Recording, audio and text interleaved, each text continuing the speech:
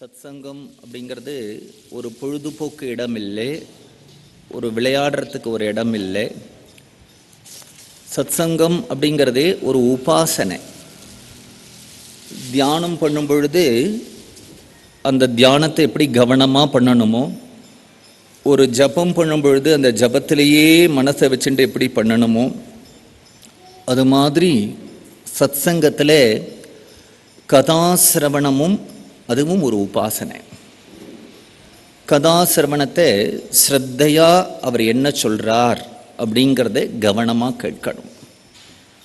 ஏன் அப்படின்னுட்டா, எவ்வளவோ விஷயங்களை நமக்கு இருக்கக்கூடிய அன்றாட சூழ்நிலையில நாம் படித்து தெரிஞ்சுக்கிறது அப்படிங்கிறது கஷ்டம். நம்முடைய மதமோ ரொம்ப சமுத்திர மாதிரி பெருசு, சமுத்திர மாதிரி ஆழமுடையது. சமுத்திர மாதிரி ரொம்ப விஸ்தீரணமும் ஆழமும் உடைய நம்முடைய மதத்தில் எவ்வளவோ தத்துவங்கள், எவ்வளவோ கிரந்தங்கள், எல்லா கிரந்தங்களையும் நாமே படித்து அதனுடைய அர்த்தத்தை தெரிஞ்சுக்கிறது அப்படிங்கிறதோ, பல பேருக்கு பல கிரந்தங்களுடைய பேர் கூட தெரிஞ்சுக்கிறது கஷ்டம்.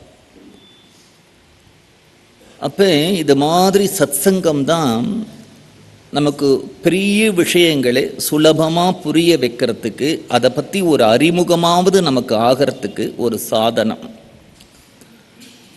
சத்சங்கத்தை அதனால் ஸ்ரத்தையாக தியானம் பண்ணுறவர்கள் எப்படி ஒரு கவனத்தோடு தியானம் பண்ணுவாளோ, ஜபம் பண்ணும்பொழுது அந்த ஜபத்திலேயே சிந்தனை இருக்கணுமோ, பூஜை பண்ணும்பொழுது அந்த பூஜையிலேயே கவனம் இருக்கணுமோ, அது மாதிரி கதாசிரவணமும் பண்ண வேண்டியது.